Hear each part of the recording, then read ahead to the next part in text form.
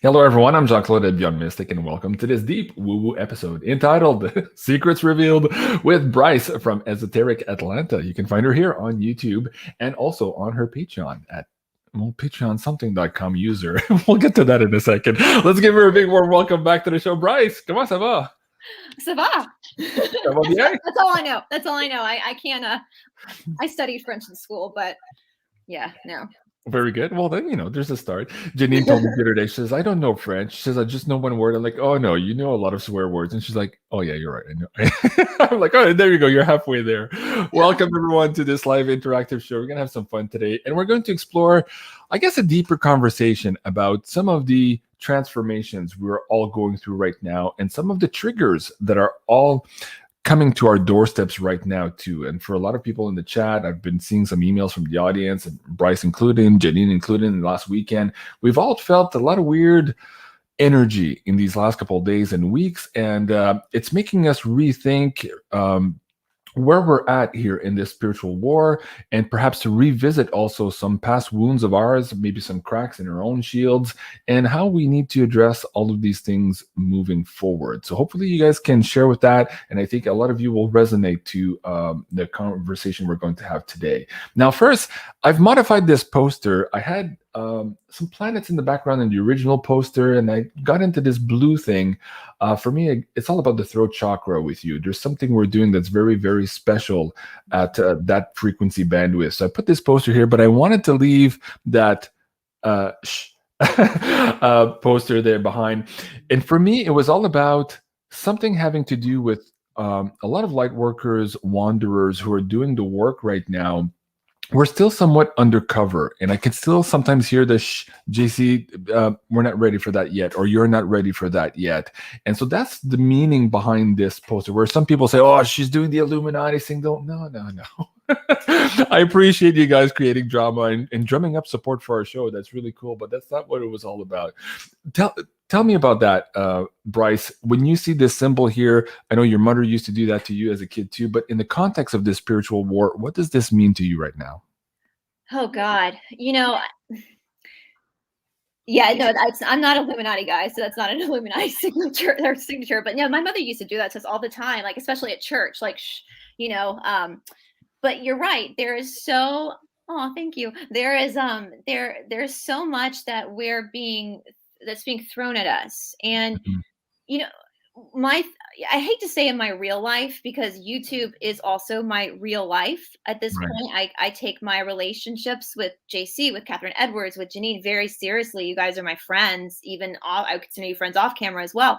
So I hate to say my real life, but before all this started, most of my adult life I have spent in the pursuit of spiritual knowledge. And I'll never forget, I had this like download, and I'm starting to recognize it now. In my 20s, I was I'm in my late 30s now. I was in a friend's attic, and we're like going through artwork, just talking about whatever. And all of a sudden I had this like voice that said, go to India, study yoga. It was very, very pronounced. And that's what I did. And I feel very lucky. India is not a vacation. There's a lot of come to Jesus moments when you're there. It's in the traditional yoga is brutal. It's Mhm. not, it's not sweet poetry and Enya music playing in the background. It's brutal. But I grew a lot, and I grew a lot in my pursuit of God, of who I am, what all of this mortal world means.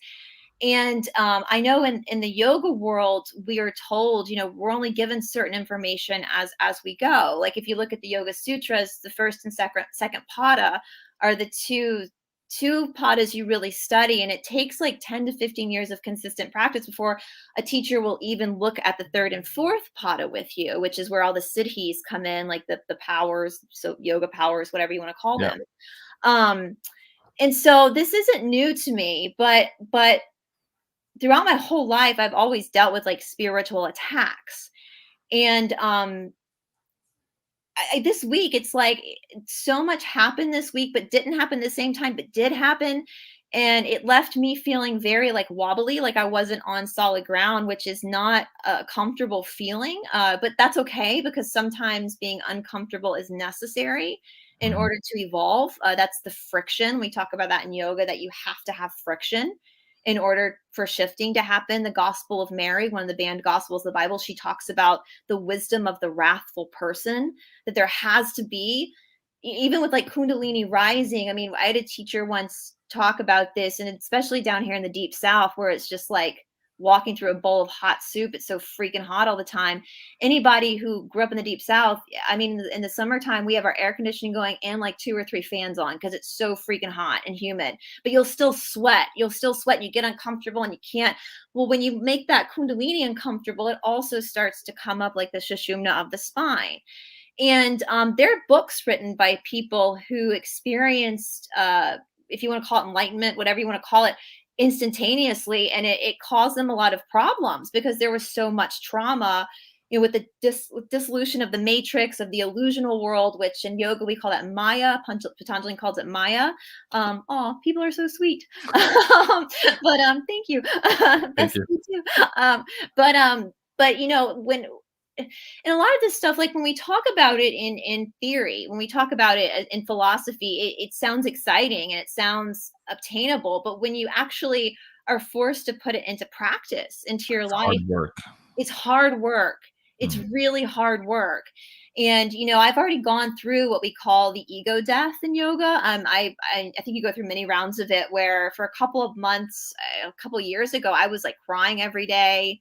Everything, just because a lot of that yoga is preparing for your own mortality as well, and being able to let go of the superficial world, because we are all, even though the body is the Shakti, it's the expression, the action of the soul, it's still only temporary, and therefore it's not eternal. The eternal is the Purusha.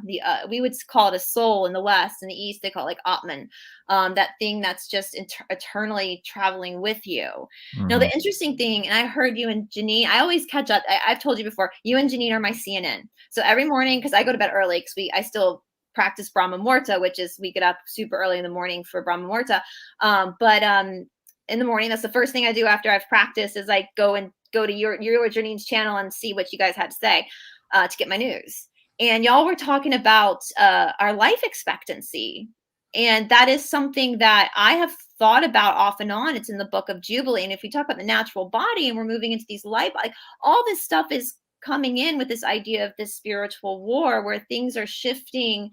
You know, if the Shakti is the action of the spirit, which is just in itself, but the Shakti creates the nature.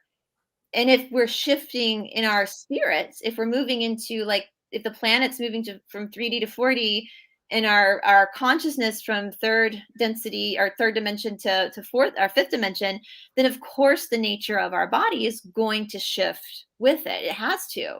It has to. And that's the law of nature. It's always changing. It's always changing. You know, whether we want it to or not. I mean, that's a lot of companies make a lot of money off of marketing anti-aging diet, you know, because our body's always changing. And, you know, in the Book of Jubilee, which is a missing book of the Bible, they talk about this, that when man, you know, in the beginning of this timeline, because I do believe Atlantis existed before this, because of the path we went in to learn this knowledge, if you want to call it the knowledge of good and evil, whatever you want to call it, whatever your identifying label is for that, we then accepted this cycle of incarnation, of mortality, because with mortality becomes a lot of ingrained fears. All fears can be taken back to the fear of death. Greed, jealousy, everything goes back to this idea of mortality.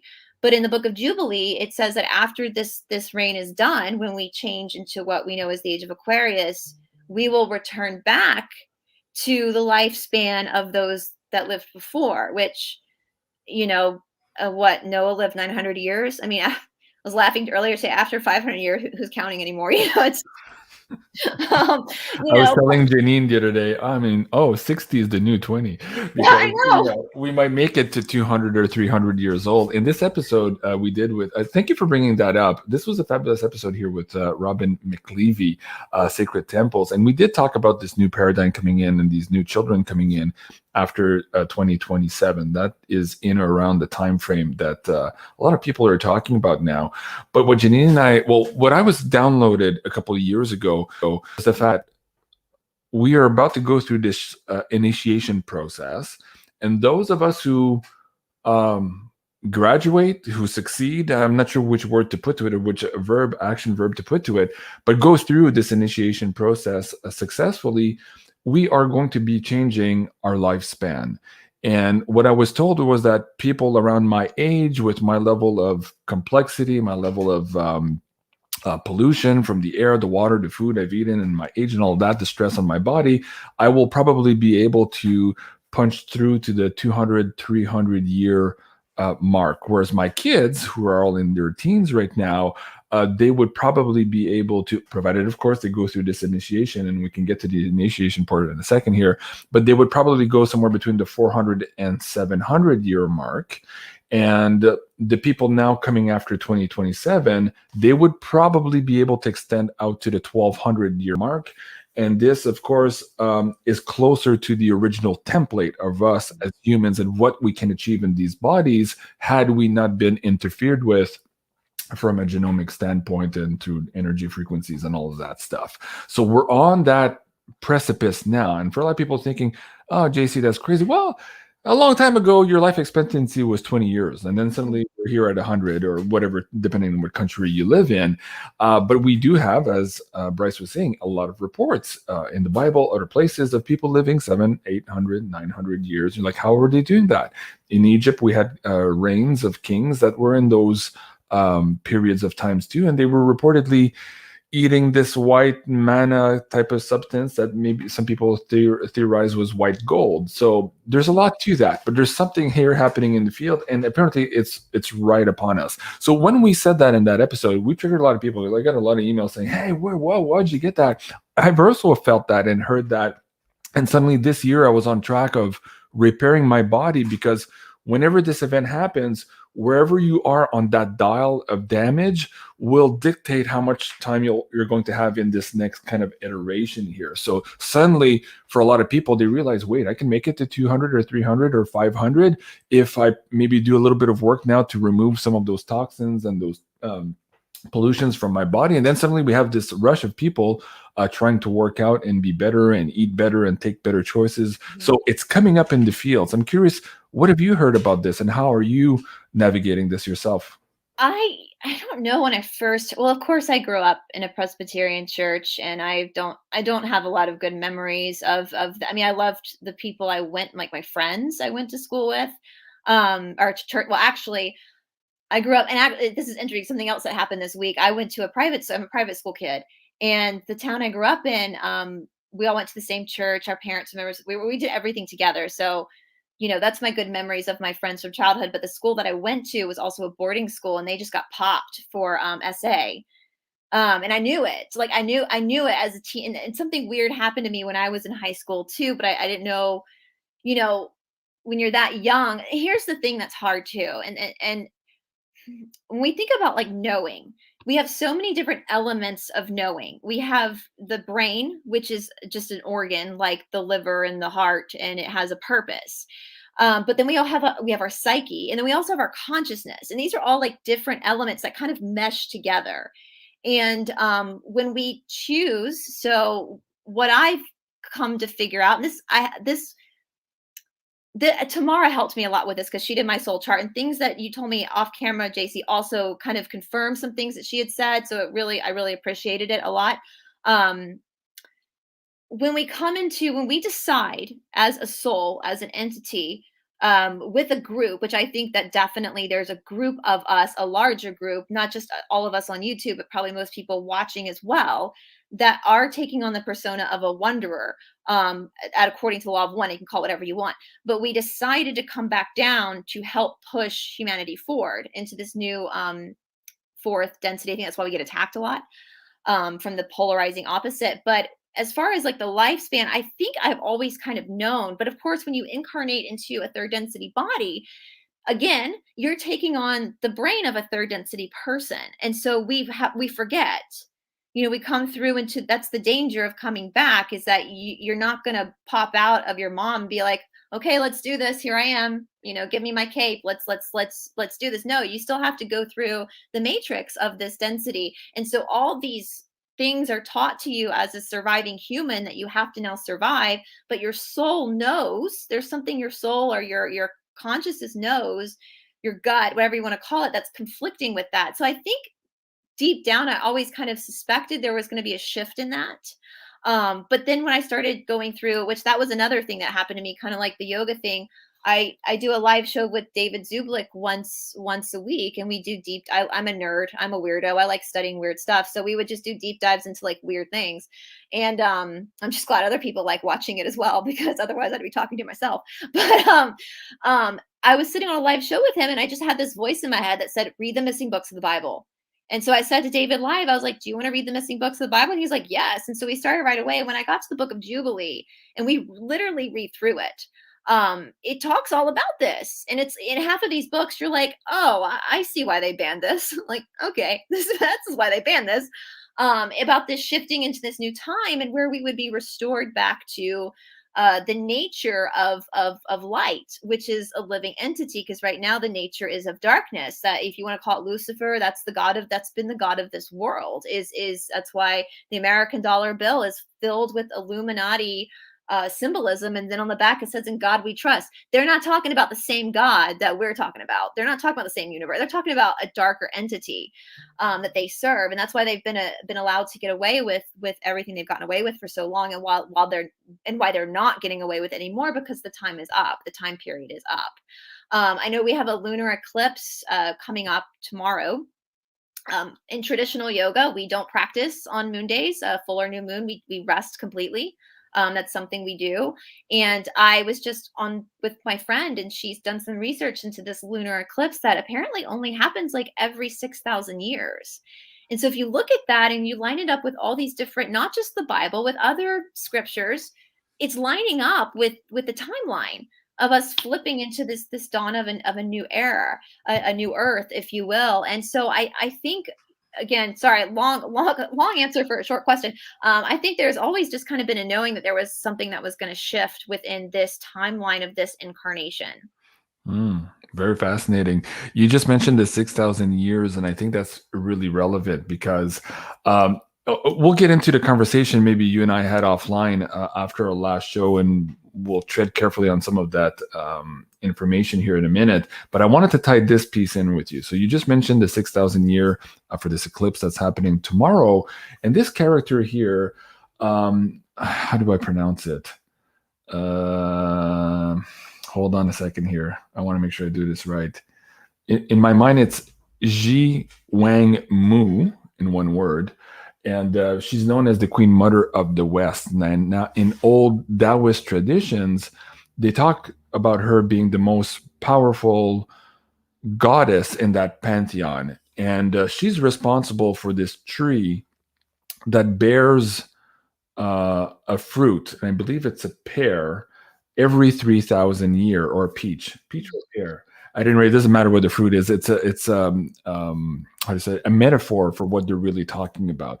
She's talking about here guarding the secrets of the fountain of youth. And so these emperors would go to Ji Wang Mu to get a taste of this pear or peach here from this tree every 3,000 years in order to obtain eternal life. And so this knowledge has been occulted from us. But really what they're talking about here is the fountain of youth, the waters at the second gate as described in Taoist traditions, which is kind of connected to what you and I were talking about in the last show. And anyways, that only occurs every 3,000 years. And I was trying to track through time here. If we are aligning this, of course, with tomorrow or in this time frame here that we're in now, both with this knowledge of sacred waters, fountain of youth, eternal life, or closer alignment to our original human template, to some of these astrological alignments that we are now being faced with. As I'm saying all of that, it seems to be triggering you to some other extent. So maybe, do you want to talk about that first? Or well, no, it's just wild. Like it's Catherine Edwards and I talk about this a lot, about like telepathy and the idea of communicating. And it's lately, so much stuff has happened that is just weird to me. And I shit you not, I am researching the fountain of youth right now for a story. There was another lady in the chat. She says, "Oh my God, I was researching this exact same thing, JC, as you just talked about." So yes, everybody watching this show, and I know a lot of people on the show have said this before, but we're all telepathically connected. So we are contributing, especially in these live streams, to sharing this information field. And this is why you and I are having these ideas and are triggered to talk about specific topics on our show. And that's also why sometimes we get in trouble, because it appears that sometimes they need to disperse us a little bit here, because the more we connect and the more we bring this information field together, the faster we're putting the puzzle together, which of course is against the matrix of control. So there's that going on here, and that's why I said the part of it too. It's for us here watching the show. It has nothing to do with the Illuminati portion of that symbol. Of course, they usurp everything. So yeah, no, and that's the thing too, that I you know, even like pyramids, like I know you always advertise as beautiful pyramids, but I mean, people will see pyramids and think, oh, it's demonic, it's like satanic, it's Illuminati, whatever. No, we had them first. The darkness can't create shit. We create everything, and they steal it from us. Yeah, it's ours. Like, we're taking it back. But no, it's so funny, because growing up, my favorite book growing up, and I feel like I feel like my generation was like the last generation to have like a proper childhood, because we didn't have the internet. You know, we played outside. Even when I was in college, we couldn't use the internet. We had, because I didn't trust it. You know, I can rock a Dewey Decimal System. I know how to use a card catalog, you know, all that kind of stuff in the library. But one of my favorite books, three of my favorite books growing up, one of them was Tuck Everlasting, which was about the fountain of youth. And it was about this girl who meets this family who drank from this fountain, and they never age. It's very powerful. I think they made a movie about it, but of course, A Wrinkle in Time was another one of my favorite, and The Giver was another. It's all kind of having to do with everything going on in our world. And the funny thing is, like here in Georgia, you know, Ponce de Leon, who was an explorer from the Spanish Empire, Florida, he found Florida, and I'm right about Florida, but we have Ponce de Leon. We call it one of the main streets here in Atlanta. And we have Ponce City Market, which is a big like market center here. It used to be one of our government buildings, and it was abandoned for a while. Anyway, they've made it this huge thing. But there's a legend here in Atlanta that the Fountain of Youth is actually under Ponce City Market. Like, it's hidden from the public. That's a big legend that's been around since I was a kid. And so I've always kind of known about this like elusive fountain of youth. Is it real, or is it in the body? Which the funny thing is kind of what we were talking about last week, and this plays into my studies of yoga as well.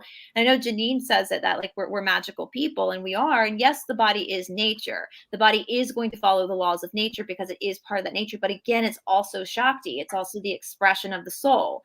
And there's so much about our bodies that we are just not taught, especially here in the West. And if you look through old scriptures from India, from wherever, you're going to see these mentions of these different elements within the body that unlock ideas and understanding. You know, we know about the chakra system, but not many people know about the bandha system. That's something we work with in our yoga, is the control of the bandhas and the locks within the body. The Sushumna, the nadi that runs up and down the spine, which is not something you're going to see on an x-ray. It's part of the energetic body, but it's why you see people doing breathing exercises with their chin tucked in, because it opens the back of the neck and brings this elixir into the point between your eyebrows, which is really that gate.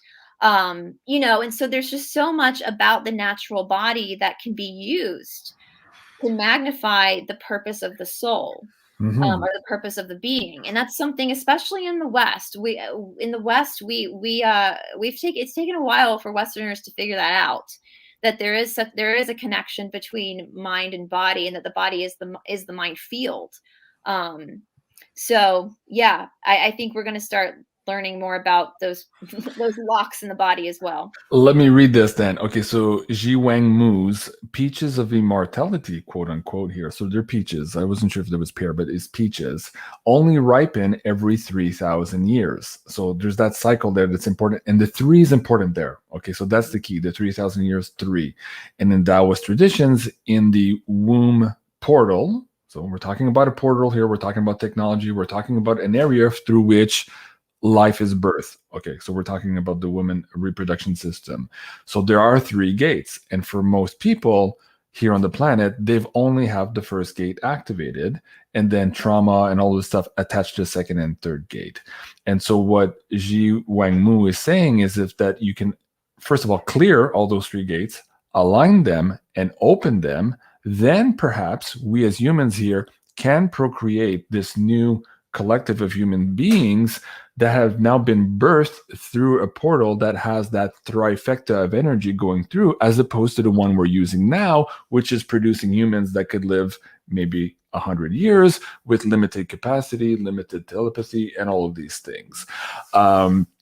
That's a fascinating subject, because as this is percolating down in the field and people are starting to understand that, wait a second here, that changes everything. It's not just the procreation here, but it's also that chi, that prana, that kundalini, as you're talking about, that one also transmutes, not just collects, but also transmute into our manifestation. So if we are manifesting our reality, we are again manifesting with maybe at best a third of our energy. Of course, as a man, I come from the womb from which I was born. So I'm coming from that direct energy. So it's all about the womb here. So no offense to you guys, but we're all going back to the womb here. So in creation, the womb, the mother, the matrice, the matrix, okay, we're all creating now from a womb that has been distorted and in some cases put on lockdown. So there was somebody in the chat earlier talking about SRA and all of these things. There's a reason why all these programs are there also, is to continue locking down and misaligning those gates so that the people who are running this particular matrix of control continue to create in that same vein. Now, if humans decide to empower themselves and realign with organic humans, as opposed to this overlay, you mentioned the pyramids and the Merkabas, yes, they're being used as overlays also, but we can reappropriate those powers as well. I used to get a lot in trouble by saying this stuff on YouTube on my first channel, so I'm kind of like trigger shy to go a little bit further here. But lightly. Yeah. Maybe we could talk about here the conversation you and I had with Janine, to the extent that you feel comfortable sharing some of the stuff here and how all this is starting to tie in, because in my conversation with Robin McLeavy, she's also downloading some of this information. And I wrote her a few lines of what we're just talking about now a couple of days ago. And it brought her to tears because she had that hard resonance that, oh my God, this is what we were talking about. It's all finally lining up. And in there, I had a note about you in the conversation that Janine and I had with you the other day too, thinking, oh, that's why we were talking to Brice. Brice has one piece of a puzzle. This person has another piece of puzzle. Jean-Claude has one. And together, as we're starting to put this together, suddenly we're seeing the big picture. What do you want to share about that? Well, you said something, you said you said I was an antenna. And I have to say, and that's what like that hit me like later on. And I will say too, on the flip side, I knew that you had spidey senses because I've been watching you for a while. Like I knew that you were able, but I didn't realize how powerful you were as a channeler. That blew me away. Like you're so talented. Like that was, and I'm very appreciative of the gift that you and time is very important. And you and Janine gave me your time, and that I'm forever grateful when people do that, because that's like one of the most valuable gifts a person can give another human being. And that is something that has come up a lot for me in my life. And I've tried to ignore it. You know, I've always, like I said, I'm interested. I'm obsessed with the spiritual world. I want to learn more. But I also, yes, he's an undercover psychic. It's the biggest known secret in the universe, folks. The funny thing is I went back when I was like cleaning up. I was doing some housework, and like most people watching, I will put on like somebody I like's channel and just see what comes up. And I put on Catherine Edwards' channel, and an interview popped up that she had done with you that I had not seen. And where you were talking about like reading the palms, all that kind of stuff. And some stuff you had said in your interview about your childhood hit me like in the gut, because I was like, oh my God, I have had some, that's like my childhood, a little different, but kind of the same. And, you know, I think a lot of it is like nature, nurture. I don't know. I was born into a pretty well-established family here in the Deep South. There's a certain role that we're supposed to play. My name, Brice, is my mother's maiden name with an I. It's actually French. They were from South Carolina, though. They have all these medical institutions and very, and so there's just a certain path that you're supposed to follow, especially as a female in the South. My role was to go to university, get an education, and then get married and have babies and just be able to like hold a conversation at a party to support my husband. Like that's the role that you're assigned as a woman in the South. And so you're kind of fighting against this safe path when your soul wants to do something else. And when we moved to Georgia, both my sister and I went to this very small private school our whole lives. We had the same friends, but and I laugh because ghost stories, all spiritual stuff isn't normal down here. You don't have to have seances down here because everything's freaking haunted. You just walk into a building and, oh, there's a ghost, and so I was always exposed to that. But then when I always knew that, they would talk to us about 5-year plan, 10-year plans, and that never interested me because I was like, something's going to like, this isn't going to last forever. When I turned 15, I was 15. I was a sophomore in high school, and I'll never forget it. I was in my chemistry class, and I'll never forget. I remember the person sitting in front of me. I remember exactly what I had on, and it was like all of a sudden, and I hated chemistry too, and I come from a family of doctors, and I just hated chemistry. But I just remember watching the teacher teach, and then all of a sudden, it was like I was in a fishbowl. Like everything got really, like, very blurry and weird, and I kind of lost my energy. That afternoon when I went home, my mother actually accused me of like because my eyes were bloodshot. But over the course of the next few days, I was just like running low on energy. I didn't feel good. Something was going on with me, and I was running cross country at the time, and we had a meet. And my mother was like, she can't run, something's going on. And so I went to the meet, and I remember but I was standing there, and I couldn't even like stand up to watch my teammates run. I had to like sit down. I was just drained of energy. Well, the next morning I woke up and I had these lymph nodes under my armpits that were like golf balls swollen. And I panicked at 15. I didn't know what a lymph node was. I thought I had cancer. Like I panicked. My parents took me to the doctor. What ended up happening over the course of like 3 or 4 months, lymph nodes all over my body started swelling up. I started dropping weight like crazy. I was already kind of small anyway, and I started having these things happen to me at night where I would be laying in my bed and I couldn't move. It felt like someone was holding me down in the bed, and I would scream, and my parents would come into the room, and my dad and my mom would literally have to like knock my arms to get, and I would be like spread eagle to get feeling back in my arms. Well, after that started happening, I started waking up with these like scratch marks all over me. And at this point, I'd been back and forth to the doctor. Thank God I did go to a private school because they were able to send the work home for me to do. I could just do it from home because there was no way I could have gone to school.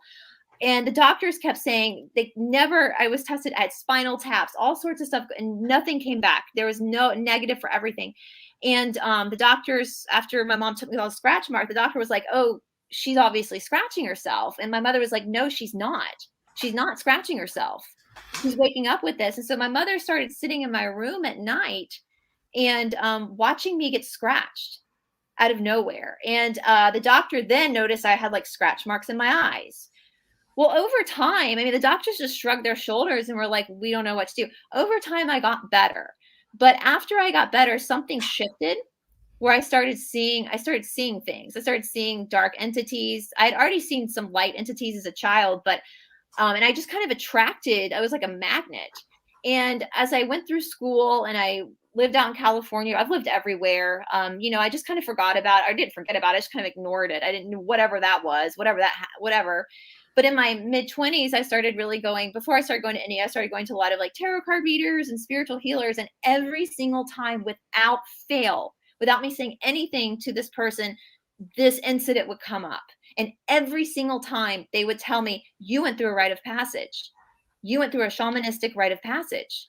You're a healer. You have powers. Mm-hmm. That came up every single time. And I still kind of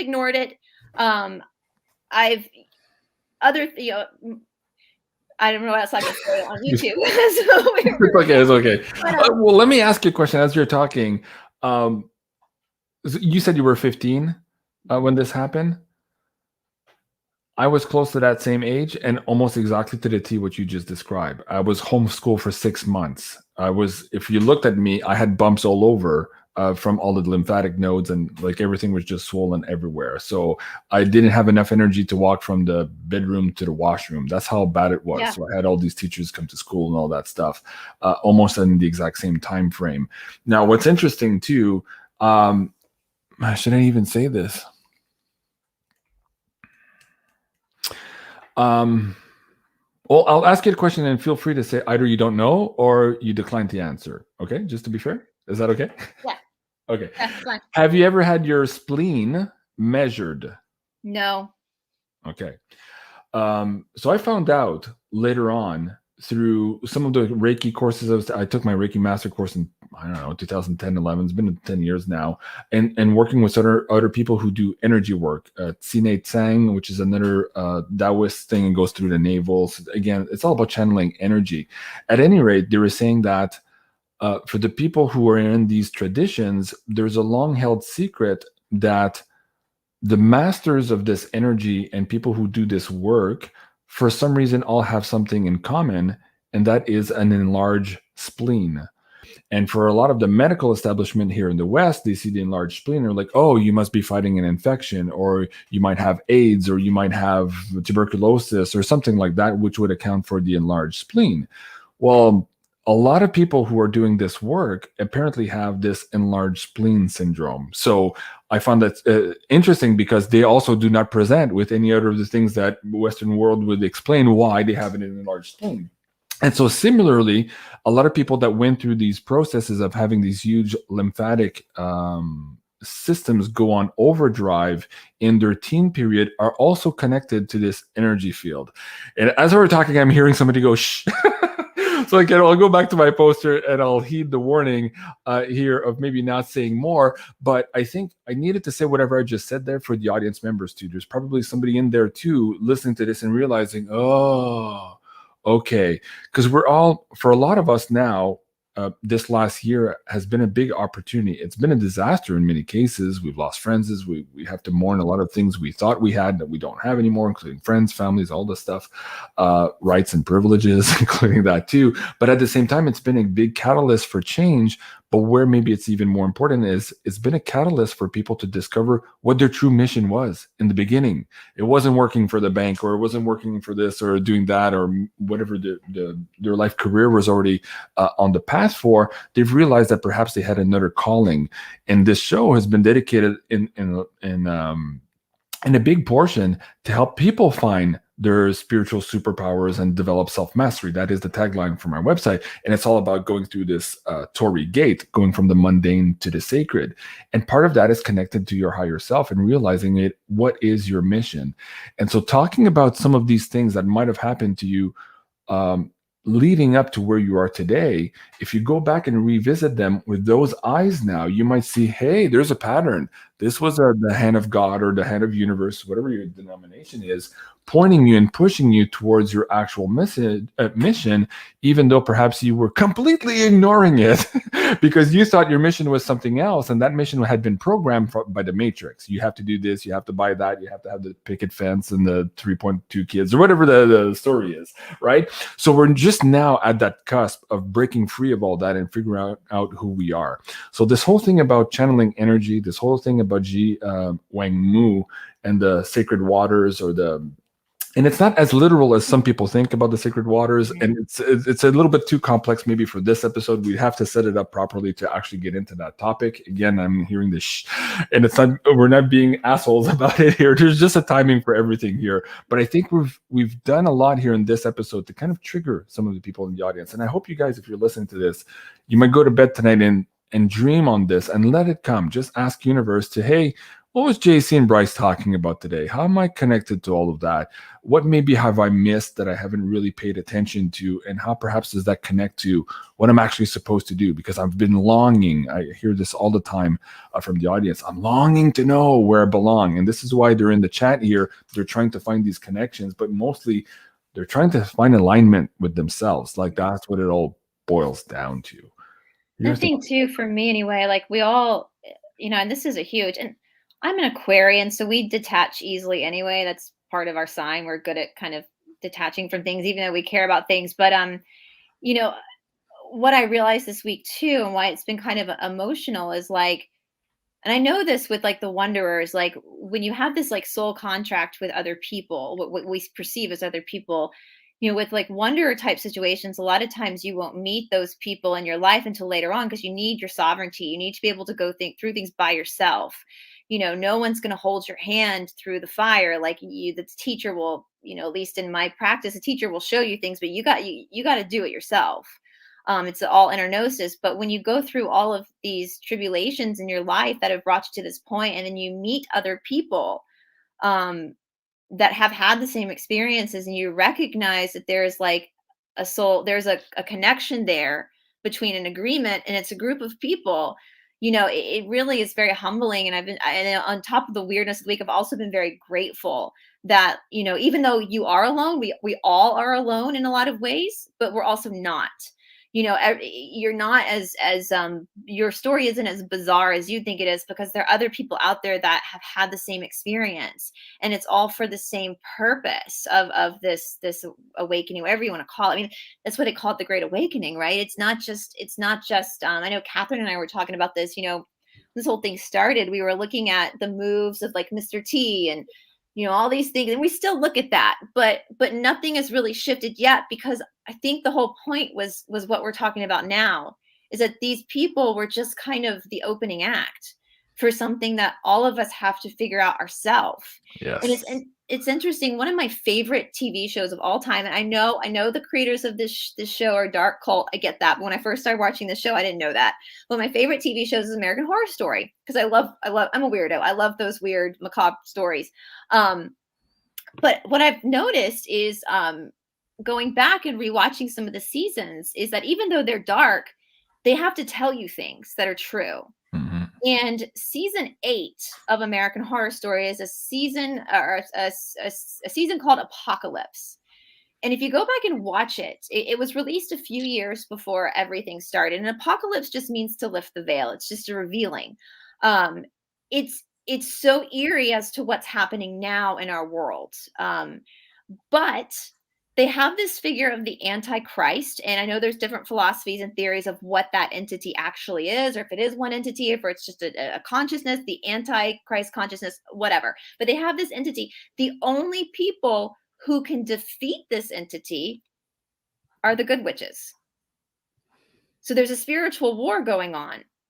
And it hit me, like when, especially after our episode, I was like, holy shit, like they were telling us right now that there are people, and we've talked about this with the bloodline stuff as well, the idea of different blood types. And you're right. I learned from you about the RH negatives holding more energy. I didn't know that, but I've never been a big sleeper. Mm-hmm. Ever since I was a kid, I can go without sleep.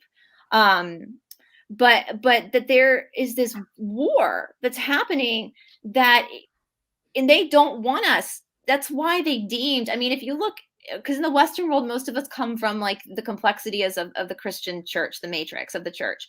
And they talk about sorcery in the Bible. Well, the Hebrew word for sorcery is pharmakia. And that's all I'll say on that, because of the people watching us right now.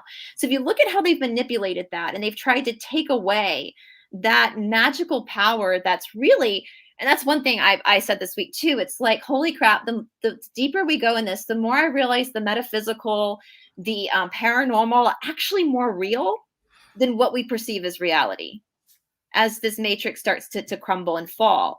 And I've started to think about like the astral world, and I wake up with bruises and bumps. I told you my hips spin out, and I'm like, what the hell am I doing in my sleep? What's going on in my sleep? Right. What am I not connecting with?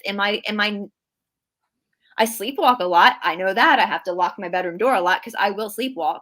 But it's just all this stuff. And it's like in this new world, this new earth, all these things going to kind of come together. And there's Catherine. Hi, Catherine. Are these things going to collide together? in our understanding. And is that why we're getting like little drips? Because if you open up Pandora's box, I mean, you can't close it again. And Right. is it too much? Is that traumatic at that point? So is that why it's a slow step, a slow creep into? And it's bizarre because it's like your higher self, your soul, whatever you want to call that, already knows all this stuff. Mhm. It's just this brain that can't quite seem to like literally wrap its head around it, you know? You know, it's funny you say that. It's not. It's not that we can't wrap our brain around it. Cliff High was talking to Greg Hunter in this interview a couple of days ago, and Greg was asking, "Well, how's this big awakening going to happen? And is it because so and so is going to leave office or something like that? Like a low level con, as you just described here. It's kind of inconsequential." And what Cliff was saying is like, "Well, no, it's not like that. It's like we already have the data." But something in our psyche, in our programming, is preventing us from acknowledging that we already have the data. And that's the point. In this particular example, Cliff was saying, well, when I was programming something and I was at a programmer's block, I would go ride my bike in big traffic so that I would be present in the moment for half an hour. And then suddenly the solution would come to me. And he's saying that human as a collective right now, we're going to go through that process also where we have that answer to all of this stuff. But right now, for some reason, it's being kept from us. Again, the sh thing could be divine timing. So it doesn't need to be a negative thing that, oh, somebody's trying to repress you. There is a divine timing to all of this stuff. But going back to what you were saying about doing this work towards self-mastery, it is hard work. And you're not going to get it just watching everybody else. You're going to have to go through that introspection, those, how you call it, those nights of soul searching. Right, exactly, right. To go through that. And in a lot of cases, some healers call this going through that crucible of pain. And for a lot of people, that is when they hit their core wound. And for some reason, understandably, this is where a lot of people stop in the process. They'll do all that preliminary shadow work, blah, blah, blah. They get to the core wound. Okay, I'm good. Yeah. I'm a spiritual master. I'm good. I found it, blah, blah, blah. And then we're like, no, actually, in that death of the ego, as you were describing, you have to go right through that core wound. And so I'm having this conversation with you guys here today too. And Brice and I just started the show today. I'm like, what are we going to talk about? And we knew we are going to just have a conversation and we're going to be guided to basically bring some of this information to you. So if you're that person right now who's kind of put your finger on the core wound, but that still hasn't dealt with it and thinking that at least acknowledging it was maybe 90% of the game, I'd say at this point, you might want to revisit that position and that understanding, because really all the magic is through that crucible, as some people call it. What can you tell them, Brice, in terms of having the courage and trusting that universe has their back, trusting that they have their guides, their spirits, again, whatever denomination they believe in, to help them go through this, not just on this physical plane also, but because of the area of space we're moving into, the energies are also helping us through this. And this is why the bad people are such in a rush to keep us locked down and introducing us into this new 2.0 or 3.0 or 7.0 control matrix of theirs, because the old one is failing here, and they're worrying that if too many people go through that crucible, the game's over for them. Yeah. And they're in the mad rush, and they have all these timings, by the way. What can you say to the audience there? It's so interesting. If you were to watch a movie, it'd probably be pretty boring, of my whole experience in India. It's a shit show. It's me crying. It's sweat. I mean, it's not cute. You know, you see like these contemporary classes in the West, and girls are in their like Lululemons and their cute ponytails. That's not what it's like in real hard work. You know, you're sweating your butt off. You're having your, you know, come to Jesus moments, and because they're pushing you into that. You know, it's so funny you say that, because like in today's discussions and talk, it's like you can't trigger people. Like, to trigger someone is bad, but in traditional yoga and in spiritual practices, triggers are necessary. That's your body like highlighting something for you, going, pay attention, pay attention. And the thing about our triggers and our wounds is they become an attachment to our psyche.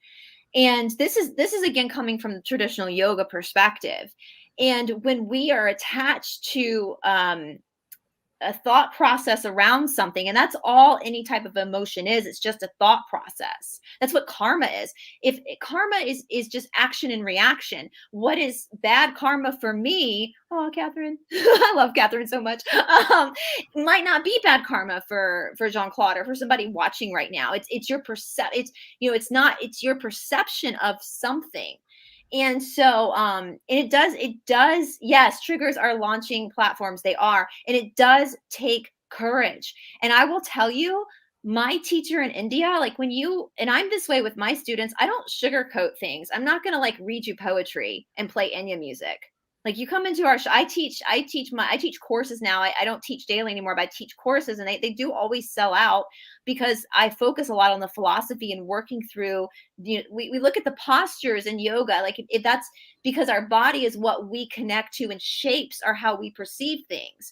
And so even talking about the special magic of the body, every single posture you do is aligning a different type of opening or a vayu within the body, which is also going to trigger thought in a controlled way.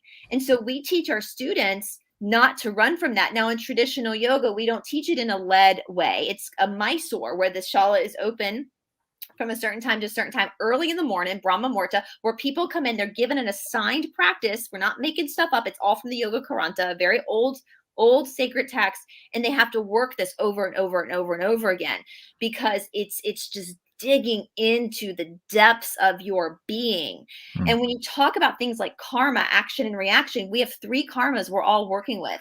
That is your own karma, whether from this life or past lives, the collective karma of what's happening in your time, and your ancestral karma. So you're working against elements stuck in you from like your ancestors 200 years ago. You know, and so and way back. No, way back then. So you're dealing with a lot of you know, I went through a relationship a few years ago, ABUSE relationship with a narcissist, and I actually went into trauma therapy for it. And I know people are weird about therapists. My therapist was awesome. She was very into Eastern philosophy. We did EMDR therapy, and she talked to me a lot about susceptibilities through past life experiences. Right. And that really, I mean, I'm really grateful. I felt like that therapy was actually a part of my spiritual practice too at the end of the day. And, you know, and the thing about traditional, and I know it's not just with yoga, it's with any type of real nitty gritty traditional practices, not the sugar coated stuff you see in the West, but the real traditional, they aren't pretty, and the teachers are not going to be nice. They're not, you know, my teacher, for example, if you in India, if you gain a little weight, he'll tell you, oh, belly's coming.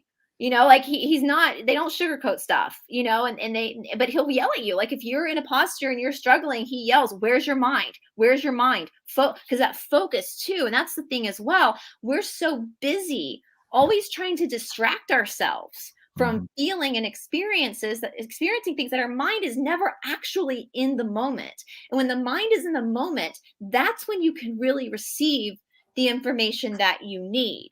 Yeah. And when we go through suffering, so for me in my body, because that's all I have to compare it to, forward folding, leg behind the head, all sorts of hip opening stuff is super easy for me. It's stuff that I'm like thinking about the laundry when I'm practicing, and I'm thinking about something else. But when I get to like intense back bending, that's when I have that oh shit moment. But because that's hard for me, because that's where I struggle, my mind is focused on that moment. I'm not thinking about anything else in my life. I'm not thinking about what's going on outside or what my dog's doing or the laundry piling up. I'm in that moment. And that's when the most magical moments can happen. Even though they're scary and they hurt sometimes and they're not fun, it's also pure magic as well. And weird things happen in the body. I just told this story. There's a really deep back bend in the second series where you go back and catch your ankles and it's like a horseshoe.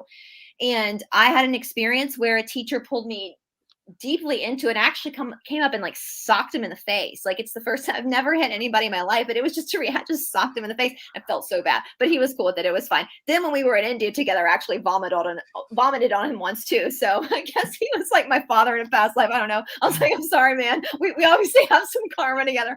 But after that happened, and I would continue to get pulled into this particular backbend every single day, I started experiencing like this popping in my chest, and it didn't. Nothing was going on. It hurt, but nothing was out. Nothing. I mean, nothing was bad. And then all of a sudden, it just went away. And I realized that what was happening was something energetically was coming loose in the Right. fascia, because the body is the action of the soul. Right. I love And it. so, Well, let me bring this up. So there's so many things you just said here. First of all, Jenny is saying, wow, I'd love to get into yoga. I never really took it seriously. Okay. I just interviewed Rihanna Watson yesterday. She was on my show way back when, and we got banned for some of the stuff we were talking about. They were talking about sacred sex and the healer within and how it's all connected to this energy work. At any rate, this yesterday was interesting because we again talked about there's a guy here in Canada. Let me see if I can bring him up. He wrote a book a couple years back, Egyptian Postures of Power.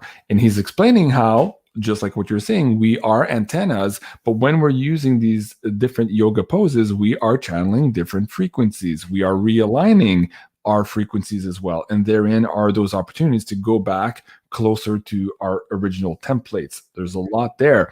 But again, what you just talked about being triggered, a lot of people are triggered by Rihanna and her story, and it's absolutely fascinating to watch. And even though we're having the conversation about being triggered, dealing with these past traumas, these old programs, rape, SRA, all of these things, and going and using these technologies, these practices, the introspection, the yoga, these frequencies of antennas that we can use our bodies with, still there are people who are just at face value triggered by the visuals, as opposed to understanding the meaning of the frequency of the word, the experience, and the sharing that was happening in the video. So it was quite profound still to see that 2 years later, even now, after creating this amazing channel and amazing people, the trolls still come out to attack these frequencies, because the closer we are to, I think it was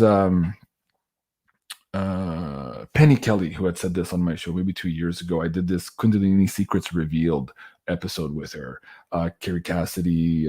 There's a few other people in that series, but Penny Kelly was the one that said, hey, for humanity, understanding and empowering ourselves with our Kundalini magic energy, whatever you want to call it, chi, prana, that's the last gate to our freedom. And so this is why still on these channels and every place like that, we're seeing so many people being triggered and then becoming agents of the matrix to quash it down, whether they know it or not. And I was fielding through these comments yesterday and trying to realize who was the trigger on behalf of, the agent and the matrix trying to quash all of this stuff, and who were being triggered because they were, by the fact that we were talking about these frequencies, were being alerting to these, what you just described. Oh, there's this hurt here right now. Yes, because something was coming up in their energy field, but it was being communicated as negativity towards the conversation and towards the guest. And so I was just like, wow, we still have a lot of healing to do. And I'm not shy by any means, and controversy is not my problem. And it was funny in the interview with Janine and Robin McLevy, she was doing my human design template, and she says, "Oh, you're." I don't want to get into it, but one of my gates, at any rate, is the shaman shocking gate. And what you were just talking about now, yes, I shock people into triggering them towards this awakening process. It is what I do, and so I don't apologize for that. And I don't change my posters for anyone. There's a specific reason why I do my posters, even though some people might say, well, that's Illuminati, JC, or that's tacky, JC. Okay. well, So that's the thing you too. and the frequency you are perceiving it. But there's Exactly. more. Yeah. Exactly. I get those emails all the time from people. They tell me I'm going to go to hell because I practice yoga.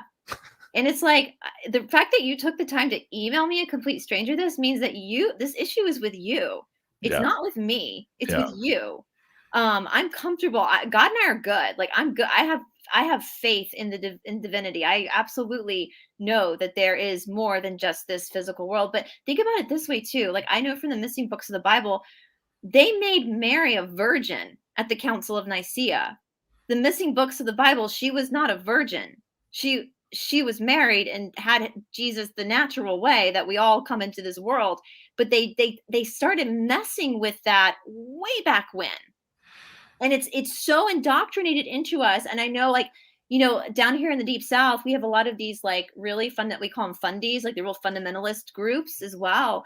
And it's like women, if you read, I'm reading through a book on David Zublick's channel, and it's been so hard to read with the Pearls, Michael and Debbie Pearl. And it's like they teach women to accept abuse and to accept that you are nothing but this entity that belongs to your husband, and you are his to do with what he wishes. And in fact, your own relationship with God can't even be on your own. It has to be through your husband. And so we see, or through the Pope, of course. or through yeah, because it's too man, dangerous like, for you to have your own conversation with God. Absolutely. I mean, the fact that we've read Mary Magdalene's gospel, and the fact that she was a priestess herself. People are so triggered by that. I'm like, you do know the church lied about her being a prostitute. Like, you know that was a lie, right? Like, they disclosed that a while ago. Like, well, and then let's start talking about Lilith. So Lilith was there before Mary, right? Yep. So, oh my God. All right. I mean, Eve in this whole story. But anyways, that's a whole other show right there. But that's interesting because Lilith is coming back to the fold. And right now, because Lilith has been expatriated, literally has been casted into the deep shadows here to make room for Eve and the version of the females that are supposed to bear, as you just said here in this particular matrix, when emotions, sentiments, and the power of Lilith comes back, she's immediately demonized. And I think in my heart of hearts, that's partly what's coming up with Rihanna on my show. She's showing some of that divine feminine power that for a lot of the Eve descendants here and the Eve programmed descendants here on the planet, and we're all culprit of this. I'm putting myself in the pot here. We've all been through the ringer here of all of these matrices programs. We're perceiving that as demonic. And that's a whole other conversation when we get into Lucifer, the light bringer, who all of these characters really are and what they really mean. And it's not always what you guys think, guys. And so again, keep an open mind and just listen to the frequency of the people talking to you. Look at the body of our work. So when you say, hey, so-and-so is Illuminati or this or this or that, it speaks more perhaps to who you are and where you are in your awakening process than the person you're attacking by subjugating them to your judgment. So I'm not preaching here, guys. I'm just having a conversation with you because I've been guilty of that. I'm sure Brice has been guilty of all of this too. As we grow up, we're learning that our opinions are not who we are. We're learning that a lot of our knowings comes from this matrix, and we've been tricked into a lot of it. And so we're trying to shake ourselves loose from that. And the only way to do that is to have these conversations, with people who have opposing views a lot of the time than what we have, and to seek the knowledge where it brings us and to not be afraid of that. And again, that's Beyond Mystic in a nutshell. Brice, we're already at the hour mark here. Oh man, what's coming up on your show? Let's talk about that. I think you and I are doing a roundtable next week. Yes, we're going to be doing a roundtable with Miss Lovely Catherine soon. Does she have that as a poster already or no? Oh no, it's not a live stream. I think it's a pre-record. But anyways, guys, go subscribe here to Catherine Edwards on YouTube. That should be coming up Monday or Tuesday, I think. I think week after next, I think. Okay. Oh yes, you're right. It's the 28th or 29th. Yeah, next week in America is Thanksgiving. So right. That's a big old holiday here. So my channel, well, I've been doing deep dives into voodoo actually to try to get rid of some of the myths around that, but I'm pausing that for a minute just because of some issues that have happened. But we will be getting back to that. I'm also, like I said, I've been diving into the Fountain of Youth and all the different stories regarding the Fountain of Youth, as far as like the folklore, which is like, it just like sent a shiver up my spine when you said that, because I was like, oh my God, that was all I was doing all that yesterday. I was just research into that. So yeah, we've also been going through national parks and disappearances in national parks. That's been interesting, which is pretty sure there's some portal stuff going on there. But We should do a show on that, the disappearing people. You know what? That would be a fun show to do with Janine, because I always say on my show, like when I don't know what happened, I'm like, well, just ask Janine. Right.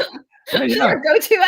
She's our maybe for the next one, you and I kind of alternate. We do a one-on-one, and then we'll do one with Janine. So maybe for the next one, we could look at the parks and the crazy stuff there. Okay, and how can we support you here? Best way through Patreon? Like, what's the best way? Yes, I do have a Patreon, and I have not. I am so grateful. I've gotten some new Patrons this week, and I have not responded out to you guys. It's been a crazy week, but I will be. If you signed up, I will be messaging you privately shortly. And then just on YouTube, and then I have my backup Rumble account, which hopefully we won't need for longer, because I suspect that we might not be under the chains we're under right now for long. Right. Fingers crossed. I think. But then just watch. This time next year, we'll be having the same conversation. So. Well, I got to show you this one. It was a little bit, I was like, oh my God, seriously? Where did it go? Maybe I closed it already. But I think it's Ireland today. They're at 93%, of course. I'll just say compliant, and yet they're all going back down on lockdowns. And you're like, well, how is that possible? Well, yeah, it was Ireland. I just tweeted about that here, so you guys can go check it out on my Twitter. So yeah, who knows? Hopefully not. We're not here next year. I don't think so. But again, we'll see how things develop. Before we go, Jenny Alicia is asking you, I think somebody else was asking earlier in the chat, ask Brice about this Jekyll Island she spoke about a few months ago, an episode. We can talk about that if y'all want to do, if you want to do that one day, Jean-Claude. There's a lot to Jekyll Island. I think that video might not be up on YouTube. I've had a lot of videos taken down, not by me. Okay. So, and that was one of the earlier videos I did, but there's, it actually kind of goes into the legends of the Fountain of Youth and the fact that I don't believe that the Europeans came over here in 1492. I think that the powers that be knew about this continent for a really long time. It also goes back to some Atlantis stuff. Dude, you want to do a pay-per-view on that? Yeah. Wouldn't that be cool? We could put it on the private server. We won't have because then I don't have to worry about censoring, because it's a hard one to censor because there's a lot of stuff going on. Right. Wow. Okay. I'll put that in the queue. Thank you, Jenny. Appreciate that. And speaking of the pay-per-view, did you see this episode already? Yes. Actually, I was watching. I was like, oh, do Peter Pan next. Do Peter Pan next. Actually, it's on my list. Okay, so we're not doing movie reviews here, guys. We're trying to decode what the hell's really going on. And so this was a fabulous episode. This is a new series that Janine and I are putting together. It's Janine Investigates, basically, is the name of this series. And a lot more work goes into this and more research, and it's a little bit harder, time intensive for me to put up all these slide decks, but they're really amazing. This one was the first one, and tonight, let me see if I can bring up. We were supposed to record this a couple of days ago, but because of that outage, as we were recording, we couldn't record, and it pushed down all of our schedule for the week. But tonight we're recording Walt Disney. I'll just say that right now. Super interesting guy, so we're doing a whole show on that, and man, so far just the research we've put together really blew our minds already. So that's going to be did you guys get into Black-Eyed Kids with Walt Disney? That's not part of this particular slide deck, but it's part of something else I'm working on too. So there's a lot there. I might be able to squeeze that in tonight. We'll see how much time we have. There's so much. It's just crazy, isn't it? Like everything is just falling apart, and it's just like, how do we not see this before? Well, that's the thing. It's so right in your face now. Hey guys, if you're interested in all of those amazing pay-per-view episodes, check out this coupon code here. Stay connected. We'll give you a 10% discount on the yearly Insider Access Pass. And we were talking about that the other day. If you look at all the episodes that are already in the queue now, and on top of that, having a whole year in front of you, this is becoming to be like the best deal in town. That's for sure. Let me just bring up the Insider Access Pass here very quickly and show you, if you're new to my channel for some reason here today. There's a lot here. We go through the economy stuff, of course, a lot of the woo-woo stuff. We talk about Kundalini and quite a few episodes, secret space program, some investigations on weird things happening in our world. And yeah, there's just more and more and more every time we're adding to this. And just so you know, too, The Sacred Sex, The Healer Within, this was the series that was originally banned from YouTube. And Rihanna and I are trying to reconstitute that now, because I lost those episodes when I lost the first channel. I didn't have the backups of that at the time. So we are going to be putting that back here. So if you guys are interested in that, there is a lot there for you as well. And I have to say, this is probably the series for which I had the most flack, like the most trouble, the most hatred, the most censorship, and all that. But it was also the series that brought us the most amazing testimonials of people who were watching that series of how transformative it was for them. And I remember some of the quotes of people saying, "Oh my God, I've been in therapy 20 years, 30 years, and I watched 2 or 3 of your shows, and suddenly it clicked, and I'm like, I went through that process." So like stuff like that, it was just so amazing to watch. So I'm excited to put that back on. Rihanna and I did the show yesterday to say yes, we are going to try to constitute that series, but it's going to be in the spring here in 2022. We're just waiting for a lot of these energies to dissipate here, what you were just basically talking about now, and to make sure we're in the exact right time frame for people to receive this information, basically, is what we're gunning for, at least. All right, folks, man, what a crazy show. This was, of course, secrets revealed. Some of them were revealed for you guys today, and some of them were not right now. All right, with the amazing Brice here from Esoteric Atlanta. Please do go and subscribe to her amazing channel here on YouTube. Numbers are growing great. Congratulations on that. And of course, you can support her here on her Patreon at Esoteric Atlanta as well. I'm Jean-Claude at BeyondMystic. Thank you so much, everyone, for joining. And please join us tonight. We have a special update video, Janine and I, on Who's Got Talent. So that's going to be, I believe, at 8 o'clock Eastern. Yes, so that's going to be a fun little quick show for you guys. So we'll see you then. I love you guys. Take care, and we'll see you soon. Au revoir.